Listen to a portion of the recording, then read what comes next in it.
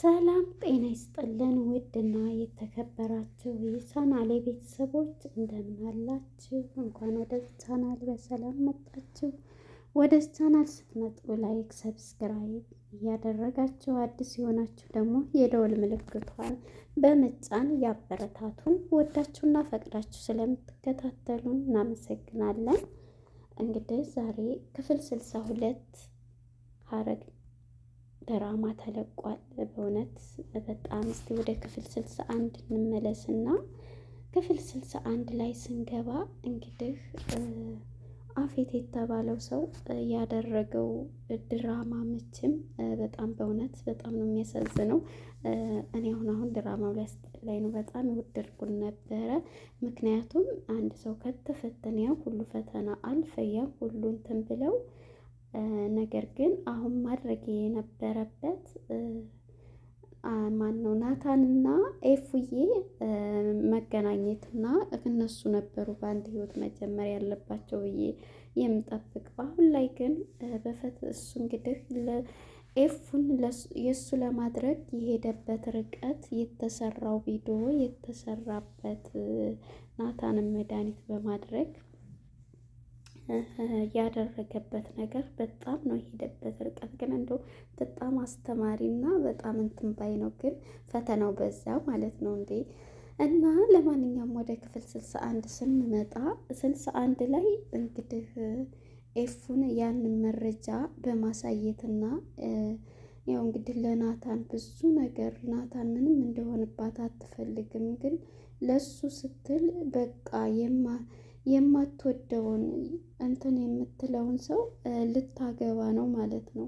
ስለዚህ ግዴታ ወዳ ሳይሆን በግድ በቃ ምክንያቱም ናታንን ከዚህ ጉድ ለማውጣት እንግዲህ ለናታን እንዳትናገሪ በማለት ይህን ነገር ይነግራታል። ይህን እንትን ካልሽ ይሄድና እጁን ነው የሚሰጠው በማለት በዚህ ሲያስፈራራት ነበረ ማለት ነው። አሁን ላይ እንግዲህ እንዳየነው እንደዛን ላይ ነበረ ክፍል 61 ላይ ይሄንን ሲላት እሺ በቃ እደውላለሁ ብሎ በስልክ ሲናገር ለማሳመን እየሞከረው ማለት ነው። መጨረሻ ላይ እንግዲህ ወደ ክፍል 62 ስንመጣ እንግዲህ ቤዚ ማነች ኤፉዬ የነገራትን ነገር በቃ ራሷን መቆጣጠር አቅቷታል። እያለቀሰች እና በመናደድ ውስጥ ሆና ራሷን መቆጣጠር አቅቷታል። እሱም ያን ነገር ሲያሳያት እሷ ማመን አላቃታት። በማልቀስ እና በማንባት ራሷን በቃ ሳተች ማለት ነው። ሁለተኛ እንግዲህ ወደ አፌት እንግዲህ በውሸትና በማስመሰል ሲደውልና ሲያደርግ እሱ እኮ ትንኝ እንኳን የማይገል ሰው ነው፣ እንዴት ይሄ ነገር ሊሆን ቻለ በማለት እሷም ጥያቄ ውስጥ ገብታለች። ነገር ግን ያው እሱ እንግዲህ የሄደበት ርቀት በዚህ ስለሆነ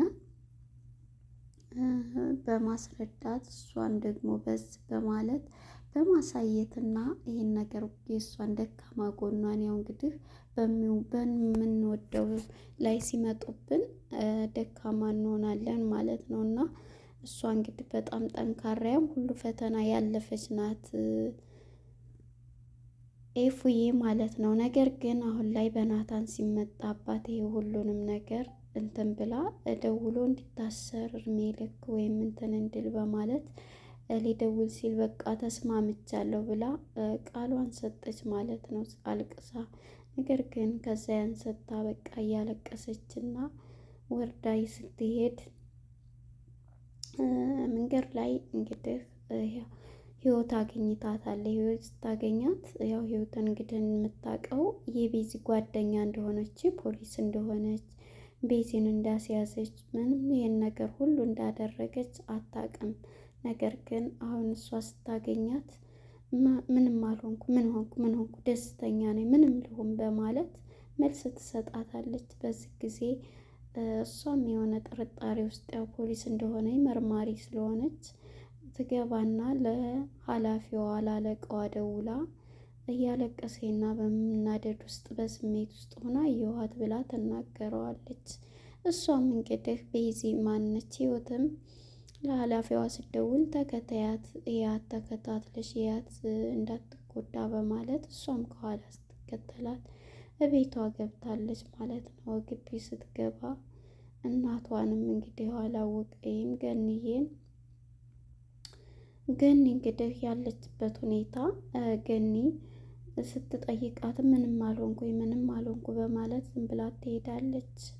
ናታንም እንደሱ ምን ሆነሽ ነው ብሎ ሲጠይቃት ጭራሽ ልታስረዳው ፈቃደኛ አይደለችም። ምክንያቱም የነገራትን እያስታወሰ ለሱ ግን እንዳትነግሪኝ ከነገርሽ እጁን ይሰጣል፣ እዛ የሆነ ነገር ይደርስበታል በማለት ይነግራታል። እሷም ያን ነገር በማሰብ በቃ ተወኝ በማለት እያለቀሰኝና እየተናደደች ብቻዋን በመሆን እኔ ይሄን ያደረኩት ላንተ ብዬ ነው በማለት ውስጧን በማልቀስና በማሳዘን ልበት ተሰበረ ልብ ብቻዋን ትሆናለች። የክላሷ ገብታ እንግዲህ ናታንም መጥቶ ሲጠይቃት በቃ ብቻዬን መሆን ነው የምፈልገው ውጣልኝ በማለት ስትነግረው እሱም ተነስቶ ይሄዳል ማለት ነው። የዚህን ጊዜ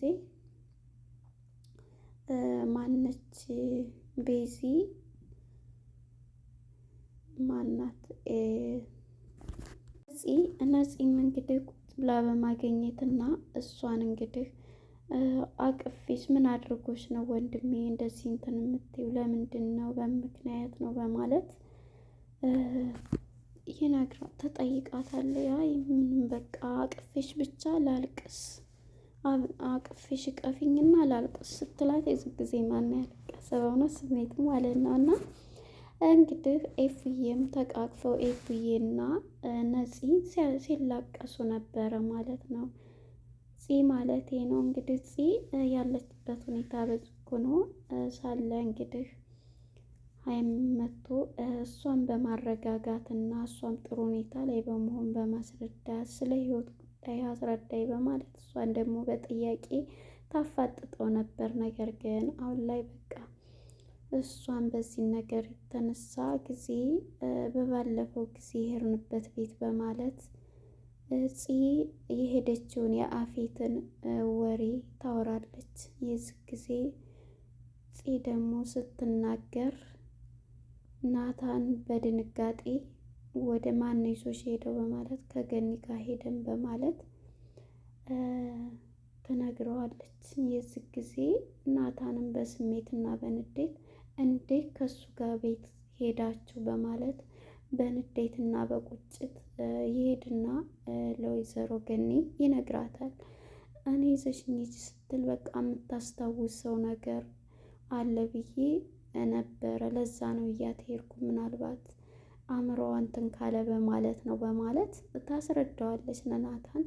ናታንም ጭራሽ ሊቀበል እንትን አላለም። ሁለተኛ ይዘሽ በዛን እሱ ማለት እኮ በጣም መጥፎና አደገኛ የሆነ ሰው ነው፣ እንዴት ይዘሽ ትይዣለሽ በማለት በንዴት ይናገራል። እሱም ሁለተኛ ይሄን እንትን ስትል ፂም ትሰማለች። ፂም ደግሞ ይሄን ነገር ስትሰማ ትሄድና ወደ ማን ትሄዳለች? ወደ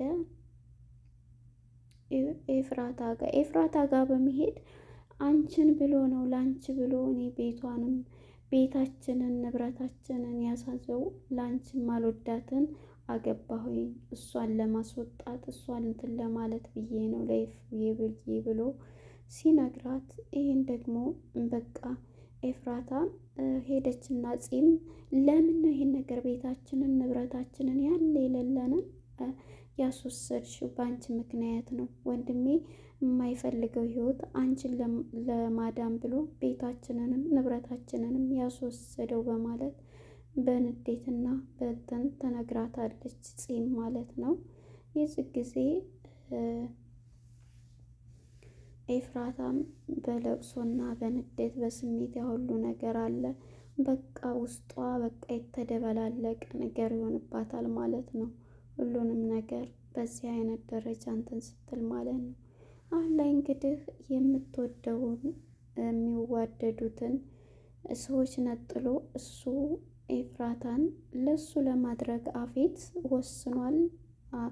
እሺ ብለው ደግሞ ቃል አስገብቷታል ማለት ነው። ይሄ ነገር ይሆናል አይሆንም? እኔ ግን ከናታን ጋር ብትቀጥል ነው የምለው። ግን ይሄ ነገር እንትን ስላለ እርግጠኛ ፌትን ልታገባ ነው ማለት ነው ኤፉ። ወይኔ ግን ድራማው አሁን ሊያስጠላ ነው፣ አሁን ሊያስጠላ ነው። አፌትን ካገባች በእውነት በጣም ነው የሚደብረው። ምክንያቱም ፈተናው ሁሉ ፈተና አልፈው አሁን መኖር ያለባት ኤፍራታ ከናታን ጋር ነበረ። አሁን ላይ እንግዲህ ድራማው አፌት የሄደበት ርቀት እንግዲህ እሷን የሚያሳምን ያየችው ቪዲዮ ነገር እንትን የሚል ነው። ስለዚህ አሁን ላይ እንግዲህ ያንን ቀርጾና አድርጎ እንትን በሚልበት ሰዓት እሷ ግን በዛ ነገር እሱ ደግሞ አእምሮዋን ሊያጨናንቃትና እየደወለ የእኔ ፍቅር እንዴት አመሸሽልኝ በማለት እሷን ምን ፈልገህ ደግሞ ደወልክ ስትለው አይ ሰርጋችን እኮ ሳምንት ነው የቀረው፣ ቤሎ ገዝቼ ቤት እልክልሻለሁ በማለት ጭንቅላቷን ይነካታል። እሷም በንዴት ሆና ዝም ትለውና ደግሞ ቃል የገባችውንም ታስታውሳለች። እሱን በዚህ እንትን ካልሽ ያው መቼም ታጫዋለች በማለት የእሱን ህይወት ለማዳን የማትፈልገውንና የማታፈቅረውን የምትጠላውን ሰው ልታገባ ቃል ገብታለች ማለት ነው። እንግዲህ ናታንም በማያውቀው ነገር እሱ ድራማ በሰራበት የሞት አስመስሎ ያን ነገር በማድረግ ግራ በተጋባበት እሱ መድኃኒት ባደረገበት ሰዓት ይህን ነገር ነው እንዲፈጽም ያደረገው ማለት ነው። ነገር ግን ለያችሁት ግን የሰው ፋም ማለት ነው የሄደበት ርቀት ማለት ከዚህ ከፊልም ብዙ ነገር እውነት ከሌሎቹ ፊልሞች እንጃ እኔ ሌሎችንም ብዙም አሉ አስተማሪዎች፣ ግን ይሄንን እንጃ ሰዓት ስራ እንኳን ቢሆን ጠብቄ ነው የማየው። ምክንያቱም አስተማሪና የህይወት አስተማሪ ስለሆነ ማለት ነው። እና እንግዲህ በፍቅር ላይ ያለው ግብግብ፣ ለፍቅር ብላ እሷ የምትሄድበት ርቀት፣ ለፍቅር ብላ የማትወደውን እንደዛ ያሰቃያቸውን ሰው ናታንን ለማዳን ናታንን የእሷ ላይ ሆንም ለማዳን የሄደችበት ርቀት ተመልከቱ። ፍቅር ማለት ነው። ግን እኔ መጨረሻ ላይ ናታን ነው ወይስ አፌት የሚያገባት ነው የምለው። እርግጠኛ አፌት ያገባታል። ምክንያቱም ይሄ ነገር አምናለች፣ ወስናለች። አሁን እንግዲህ ያለው ነገር ማን ነው? ናታን ያው አፌት አሳምኗታል። ቤሎን ገዝቶ ወደ ቤት እንደሚልከው ነው ቀጣይ ፓርት ላይ። አሁን እንግዲህ ናታንና አፌት ምን ላይ እንደሚደርሱ አላውቅም። ምክንያቱም ባላደረገው ያን ነገር እንዳትናገሪ በማለት እሷንም ደግሞ ይታሰራል ይህን ነገር ከተናገረች በማለት አሳምኗታል ማለት ነው። አሁን ላይ ያለችበት እንግዲህ ያው ለማግባት ወስናለች ማለት ነው። በጣም ያሳዝናል። ግን ኤፍራታ እንግዲህ ናታንን ማን ነው አፌትን ታገባች ማለት ነው። እና ይሄን ይመስላል። ቀጣይ ፓርት ደግሞ በሚቀጥለው እስኪ በምን እንጣለን። ቤሎውን ገዝቶ ቤት እንደሚልክ ነው። አፌት ደፋር ነው። በዛ ነው እንትን የምንለው። ለቀጣይ ፓርት እስከምንገናኝ መልካም ጊዜ ይሆንላችሁ። ለቤቱ አዲስ የሆናችሁ ላይክ፣ ሰብስክራይብ እያደረጋችሁ ቤተሰብ ይሁኑ ማለት ነው።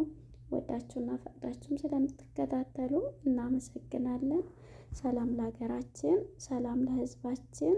መልካም ጊዜ። ባይ ባይ። መልካም ጊዜ